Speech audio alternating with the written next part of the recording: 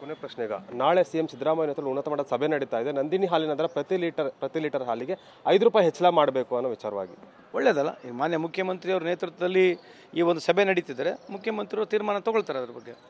ಈಗ ಸಾಲು ವಿರೋಧ ವ್ಯಕ್ತ ಆಗ್ತಾ ಇದೆ. ಈಗ ಮೊನ್ನೆ ಅಷ್ಟೇ ಕೂಡ ವಿದ್ಯುತ್ ಬಿಲ್ಲನ್ನು ಏರಿಕೆ ಮಾಡಿದ್ರೆ 1ನೇ ತಾರೀಕಿಂದ ಅನ್ವಯ ಆಗುವಂತೆ ಮೆಟ್ರೋ ದರ ಏರಿಕೆ ಆಗಿದೆ. ಸಾಲು ದರ ಏರಿಕೆ ಬಿಸಿ ಜನರಿಗೆ ತಡ್ತಾ ಇದೆ ಅಂತ ಬಿಜೆಪಿ ನಾಯಕರು.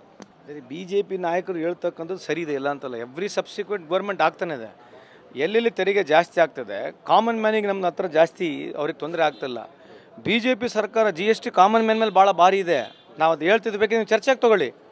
64% to 70% poor people who are not involved in GST. ವ್ಯವಹಾರ ಇಲ್ಲ, ಯಾವುದೂ ಇಲ್ಲ, ಅಂಥವ್ರಿಗೆ ಇವತ್ತು GST ಕಟ್ತಾ ಇದ್ದಾರೆ. ಅಂಥವ್ರಿಗೆ ಕೇಂದ್ರ ಸರ್ಕಾರದಿಂದ ಆಗಿರಲಿ ಯಾವುದೇ ರೀತಿಯಿಂದ ಅವ್ರಿಗೆ ನೇರವಾಗಿ ಅನುಕೂಲ ಇಲ್ಲ. ಹಂಗಾಗಿ ಇವತ್ತು ರಾಜ್ಯ ಸರ್ಕಾರ ನಮ್ಮದು ಯಾವುದೋ ಒಂದು ರಿಸೋರ್ಸ್ಲಿಂದ ತೊಗೊಂಡ್ಬಿಟ್ಟು ಜನರಿಗೆ ಮುಟ್ಸ್ತಕ್ಕಂಥ ಕೆಲಸ ಮಾಡ್ತಾನೆ ಇದ್ದೀವಿ. ನೀವು ಇದನ್ನು ಒಂದೇ ಜಾಗದಲ್ಲಿ ಈಗ ನಿಂತ್ಕೊಂಡು ನಮ್ಮನ್ನು ಕೇಳಿದ್ರೆ ಜಾಸ್ತಿ ಸಮರ್ಪಕವಾಗಿ ಅದಕ್ಕೆ ಮಾತನಾಡೋಕ್ಕೂ ಬರೋದಿಲ್ಲ. ಇದ್ರ ಬಗ್ಗೆ ಒಂದ್ಸಲ ಚರ್ಚೆ ಮಾಡೋಣ ಅಂದರೆ ಕರೆಸ್ರಿ. ಇದ್ರ ಬಗ್ಗೆ ಜಾಸ್ತಿ ಚರ್ಚೆ ಆಗಬೇಕು. ಇದ್ರ ಚರ್ಚೆ ಅಂದ ತಕ್ಷಣ ಯಾರನ್ನ ಸೋಲಿಸ್ಬೇಕು ಅನ್ನೋದಲ್ಲ. ಸಾರ್ವಜನಿಕರಿಗೆ ಚೆನ್ನಾಗಿ ಮಾಹಿತಿ ಸಿಗಲಿಕ್ಕೆ ಒಂದು ಚರ್ಚೆ ಕರೆಸಿದ್ರೆ ಒಳ್ಳೇದಂತ ನನ್ನ ಅಭಿಪ್ರಾಯ.